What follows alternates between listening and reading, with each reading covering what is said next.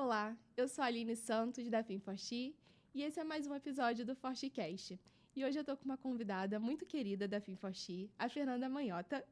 Ela é professora da FAP e analista da CNN Brasil. Bem-vinda, Fernanda. Oi, Aline, prazer estar com você. É uma alegria fazer parte desse episódio. Muito obrigada, estamos muito felizes aqui. E para começar, eu queria que você contasse um pouco da sua trajetória até você chegar à FAP, você ser analista da CNN. Conta um pouco pra gente. Pois é, Aline, a vida tem dessas, né? A gente às vezes não imagina os caminhos pelos quais a gente vai passar.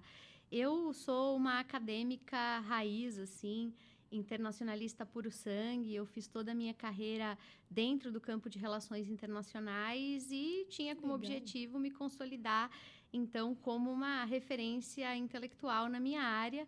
Eu sou o que o pessoal chamaria de RI puro sangue. Eu fiz graduação, pós-graduação, mestrado, doutorado, tudo na área de relações internacionais. E, desde o início da minha carreira, vim atuando como professora, como pesquisadora. Acontece que, acho que com o mundo em transformação que a gente vem acompanhando, né? No final do dia não importa tanto o que está escrito no teu diploma, e sim o que você sabe fazer com isso.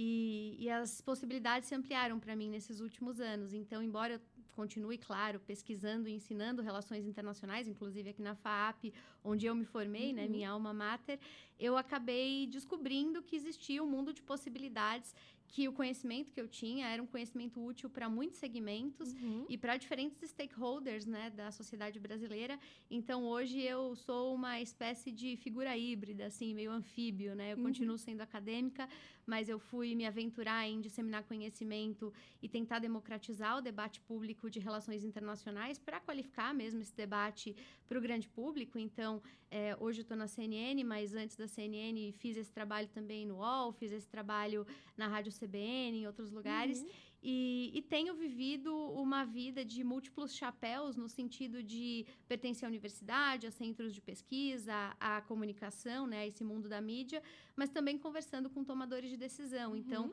participando de capacitações e de uma série de treinamentos que ajudam, né, empresários, diplomatas, membros das Forças Armadas a entender qual é o papel do Brasil e o que o Brasil pode fazer diante de um mundo tão efervescente, né? Então, é um pouco essa minha história, a história de alguém que se interessou pelo mundo e tentou, de alguma forma, decodificá-lo pela educação e agora tenta contribuir também para aqueles que o transformam. Nossa, que legal! Adorei! Muito bacana. E falando assim sobre a sua experiência, eu queria que você contasse pra gente algo que te marcou e que reforçou seu compromisso com a inclusão de mulheres na sua área. Pois é, você sabe que eu escuto a sua pergunta e eu fico tentando pensar em histórias, né, que já aconteceram comigo e tal. Tem algumas boas histórias, e eu acho que eu vou contar uma que, curiosamente, não começou ou, em tese, não tinha a ver com o fato de eu, né, ser mulher, mas que acabou virando uma grande história sobre isso. A primeira experiência internacional relevante que eu tive na minha carreira foi logo no início, quando eu era bem jovem. Eu fui fazer uma espécie de estágio de férias em um think tank americano, um dos mais importantes de Washington. E eu ia passar lá as férias trabalhando em um projeto, né? Inclusive, na época, o cliente era, por acaso, do mercado financeiro e a gente estava produzindo conhecimento sobre o Brasil e os Estados Unidos para esse cliente. E eu tive um chefe que depois se tornou um grande amigo, o Carl Mission, vou depois mandar para ele esse nosso episódio, americano raiz, né, do subúrbio de Nova York e tal, uma figura que tinha trabalhado no governo americano por muitos anos, foi lobista, trabalhou com senadores e tal, hoje está no setor privado. E ele era o meu chefe nesse projeto na época. Eu era muito jovem, inexperiente e tal, e estava um pouco assim intimidada pela circunstância, né? Era tudo muito grandioso, capital do país mais poderoso do mundo, uma das principais organizações que faziam esse trabalho na época. Eu era muito inexperiente e eu tentava lá fazer as coisas que estavam ao meu alcance. E quando eu fui embora, no dia que estava vencendo o meu contrato, eu ia voltar para o Brasil e tal, eu disse pro Carl, falei, Carl, se você pudesse dar a alguém um conselho que você não recebeu, né, mas que você acha que seria importante, que conselho você daria? Aí ele olhou para mim, assim, ele era muito sério, né? e falou assim para mim: olha, toda vez que você tiver vontade de dizer não, diga sim. E eu parei, olhei para ele e falei: como assim, né? Aí ele falou assim para mim: eu gosto de você por algumas razões. E nesse tempo que a gente trabalhou junto, uma das principais qualidades que você tem é que você é uma mulher que interrompe. Aí eu disse: poxa, ela tá me chamando de mal educada, né? Tá dizendo que eu interrompo. Ele falou assim: não, não é isso. Você é uma pessoa que se impõe, que tem opinião. E você deveria confiar mais no seu instinto e na sua opinião. Então, se muitas vezes você estivesse se sentindo insegura, se você estivesse se sentindo insuficiente, se você tiver assim com aquela crise de autoestima, será que devia, será que não devia e tal, saiba que você deveria.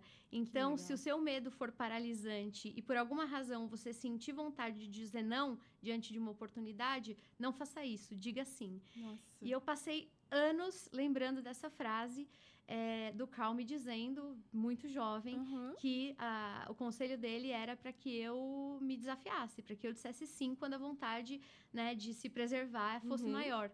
E o legal dessa história é que anos depois, quando a gente já estava na pandemia, tinham passado muitos anos, né? Eu tinha contato assim com o Carl, mas pelas redes sociais. E aí um dia, naquela onda que a gente teve de lives e coisa e tal, um dia eu comentei dessa história com algum grupo de alunos, com alguma plateia, e as pessoas me disseram: poxa, a gente tinha que chamar ele aqui, né, e tal. Falei: por que não, né? Eu organizei um encontro online com ele. Nossa, que legal! Foi super legal, e a gente fez um papo, e eu contei isso pra ele. Eu falei: olha, você não vai lembrar, talvez, você me deu esse conselho, e ele de fato não lembrava que ele tinha me dado esse conselho. E eu, enfim, revivi essa história e falei pra ele: e agora, depois de tantos anos, tanta coisa aconteceu, a gente, né, amadureceu, já tá em outra fase da carreira e tal, o que você me daria como um segundo conselho? E ele me disse assim: a vida acontece em rede. E assim, eu tô esperando o terceiro conselho do Carl. Quem sabe a gente convida ele aqui pro próximo Imagina, seria incrível! Mas esses são 2 conselhos que não foram dados a mim num contexto especificamente ligado a um debate de diversidade, mas talvez até por isso tenha tido tanto valor. Ele me tocou em lugares que eu acho que muitas vezes nós, mulheres, somos sensíveis, né? Quer dizer, a gente às vezes se boicota mais do que os homens na média. Tem vários registros e, enfim, insumos que mostram isso, inclusive várias pesquisas, né? E a gente percebe isso conversando com as pessoas. Então, dizer sim quando a vontade é dizer não é um ótimo conselho. E lembrar que ninguém é uma ilha, né? Que a gente cresce a partir do momento em que a gente encontra outras pessoas que partilham com a gente alguns valores, interesses e que estão dispostos a alavancar a gente, né? Eu escolhi essa história porque todas as outras que eu penso depois e que tem a ver com ter convivido ou trabalhado com mulheres reforçam o fato de que todos os meus projetos que envolviam lideranças femininas até hoje foram os projetos que mais me valorizaram e me deram visibilidade. Mulheres, em geral, têm essa tendência, pelo menos dentro da experiência que eu tive. Então, optei por contar uma história que não veio de um projeto que começou com uma mulher, mas que despertou em mim a confiança que eu precisava ter para que eu aceitasse fazer parte de outros projetos. Pra ser quem você é hoje. Exato. Muito legal, me tocou profundamente.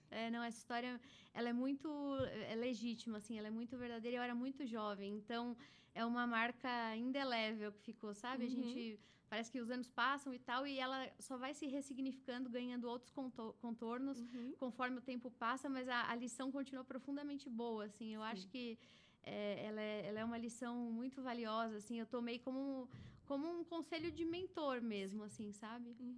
Gostei. Serviu pra mim também. E você acredita que a diversidade pode transformar não só o mercado, mas a sociedade como um todo?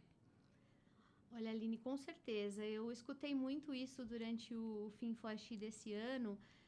A gente tem debatido muito a questão da diversidade, não só por uma questão de equidade, por uma questão moral, mas também por uma questão de eficiência. Essa que é a verdade, né? Então, se não for porque o imperativo moral nos conduz a isso, né? Para mim já seria motivo suficiente. Mas se não for por isso, que seja pelo menos em nome da busca por uma realização mais eficaz.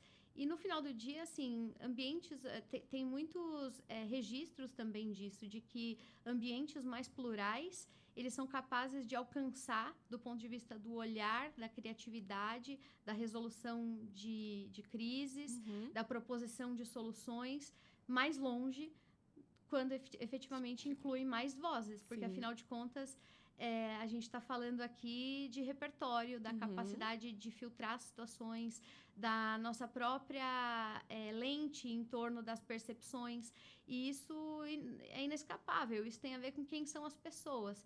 Então, quanto mais pessoas com vozes mais diversas, com uma perspectiva de repertório mais plural, mais capaz a gente vai ser de decodificar um mundo que é muito difícil, que é um mundo cada vez mais, assim, pontudo, né? Um mundo cada vez mais bicudo, e trazer para esse mundo soluções melhores que possam também alcançar necessidades de mais pessoas, né?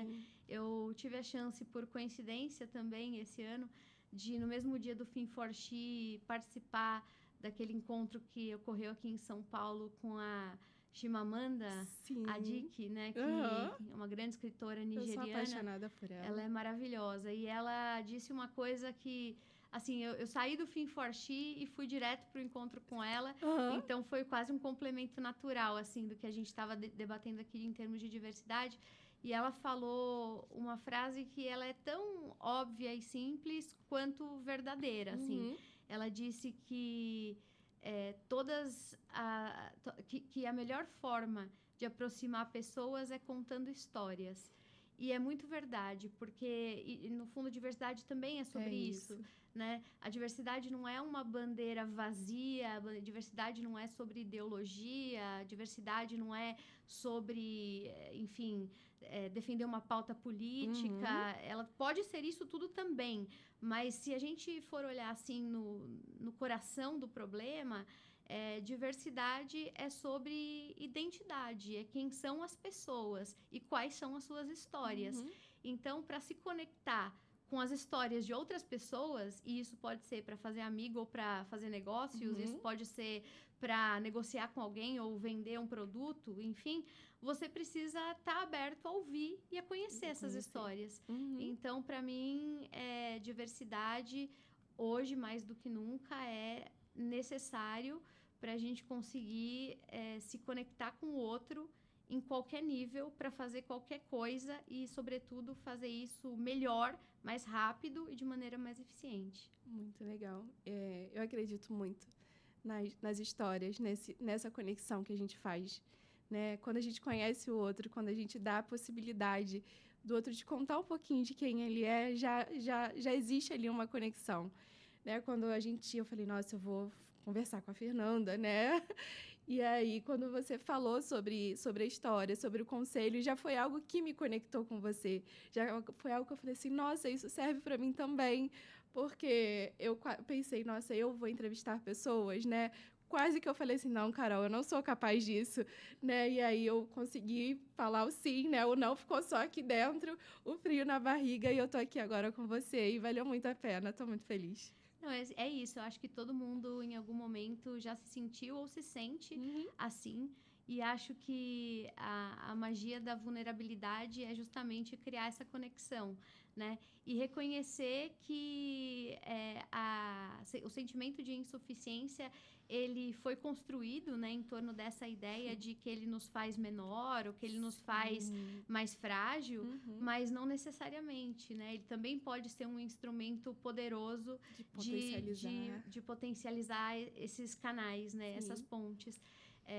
Eu sempre lembro de uma frase de um poeta britânico, e eu acho que ela é uma frase dessas que a gente podia usar como lema, assim, né? Diz que toda maldade é insegurança. E no final do dia, se a gente parar para pensar que não que a maldade se justifique por isso, é óbvio que não é isso, mas se a gente parar para pensar que até quem parece forte pra caramba, produzindo os maiores atos de atrocidade, no final é só um grande insegurão, Isso ajuda bastante. E acho que esse processo de discutir diversidade, inclusive de pensar mecanismos de maior representatividade e tudo mais, né, que a gente sempre fala aqui, também é sobre humanizar as coisas, sabe?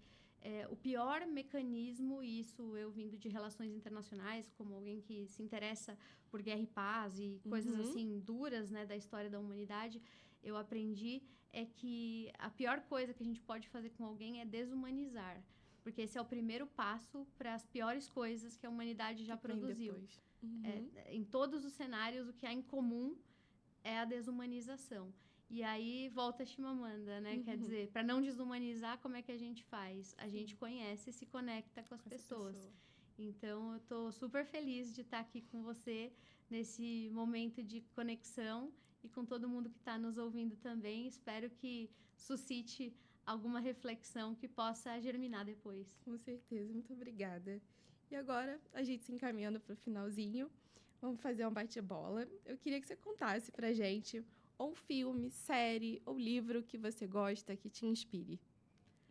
Olha, tem muita coisa muito legal. Eu vou do luxo ao lixo, então, assim, não quero parecer pedante e arrogante na indicação que vou fazer, porque não é, tá bom? Eu também gosto de Bridget Jones.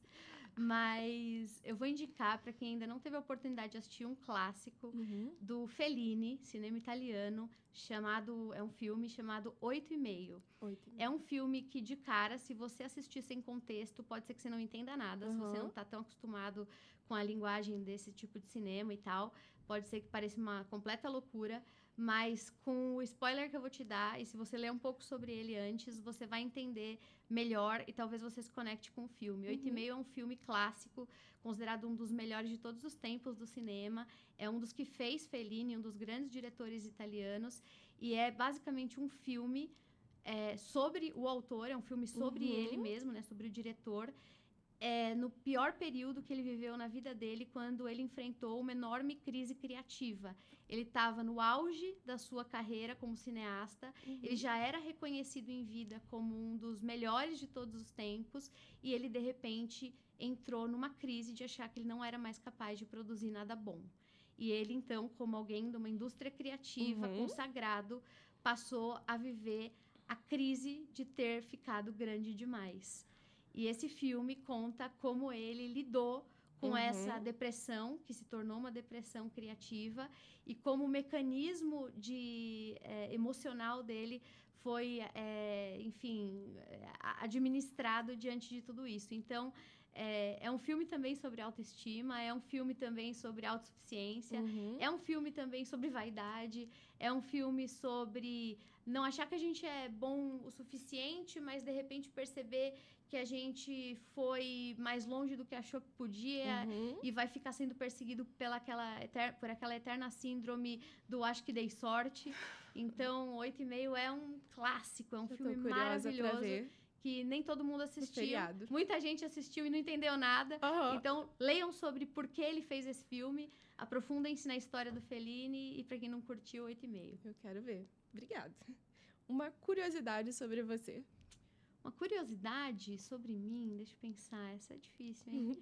Uma curiosidade sobre mim, eu acho que eu sou uma pessoa que visitou muitos lugares, então talvez esse seja um ponto diferente, assim, da maioria das pessoas. Sei que tem muita gente que gosta de viajar hoje em dia, mas o meu trabalho, né, que é naturalmente inclinado a isso, no campo de relações internacionais, ele fez de mim um pouco essa figura de rodinha no pé, raiz hidropônica. Então, eu estive em vários lugares diferentes do que a maioria das pessoas já esteve, inclusive fazendo algumas coberturas ou projetos em áreas de conflito. Então, trabalhei em Israel, Palestina, estive na Ucrânia no ano passado e tive um grande envolvimento, né? Não feliz, obviamente, né? Por razões infelizes, mas vivi grandes histórias com pessoas muito incríveis em zonas de conflito. Gostaria muito de ouvir. Queria que a gente tivesse mais tempo. Me chama, FinForShe, que eu conto essa história para vocês. Por favor, me chame para eu entrevistá-la. Isso, vamos fazer assim uma mesa só sobre o que aprendi nos conflitos do mundo. Seria incrível, gostaria. E se você não fosse uma intelectual, o que você gostaria de ser, o que você seria? Também difícil, essa também é uma pergunta difícil. Quando eu era mais jovem, assim, naquela fase do que você quer ser quando crescer, eu queria ser veterinária, né? Então, não sei se vale essa resposta. Mas eu acho que... Eu acho que hoje a carreira que eu tenho, ela me atende nas minhas inquietações. Então, não tem tanto a ver com a profissão que eu exerceria, mas com que tipo de funções essa profissão me daria a chance de viver. Eu saí da sala de aula tradicional para ir trabalhar com comunicação, mesmo sem ser da área de comunicação. Ao mesmo tempo, eu me sinto um pouco exploradora do mundo, que é uma coisa que me conecta muito. Hoje que eu tô mais velha, eu fico pensando, nossa, deve ser incrível você ser médico, por exemplo, você conseguir cuidar de pessoas, né? E tá ali na fronteira do conhecimento que pode salvar vidas, tal, coisa que eu não pensava quando era mais jovem. Ao mesmo tempo, quando eu quis estudar relações internacionais, o que me empurrou para esse lugar era um pouco essa intenção, essa vontade de querer entender e mudar o mundo. Então, acho que o que a gente sempre é. Então, assim, acho que eu não teria, talvez, escolhido nenhuma outra profissão, mas certamente eu precisaria ter alguma coisa que me conectasse com a vontade de explorar o outro, de conhecer o desconhecido. Uma vez eu estava em uma viagem e eu vi um slogan eu acho que era de um banco internacional e tal, essas propagandas de aeroporto, e eu achei tão boa que eu incorporei como um lema pessoal, né? Eu sempre brinco que eu sou proudly Brazilian, truly international, né? Então, orgulhosamente brasileira, mas verdadeiramente global. Acho que o que eu queria ser uma cidadã do mundo. Gostei. E de alguma forma você né? Me tornei uma cidadã do mundo. Sim, com certeza. Fernanda, muito obrigada. Foi uma delícia te ouvir. Eu ficaria aqui mais meia hora fazendo perguntas ou ouvindo você falar sobre a sua experiência, né? Fora, andando pelo mundo. Obrigada mais uma vez pela sua disponibilidade, por estar aqui com a gente sempre. Eu que agradeço, Aline. Um prazer falar com você, com toda a audiência que está nos acompanhando, e estou super animada para as próximas edições, tanto do podcast quanto de todas as atividades que o FinForShe organiza, sempre com maestria. Muito obrigada pelo convite. Obrigada a vocês. Pessoal, esse foi mais um episódio do ForSheCast. Espero vocês nos próximos. Até lá!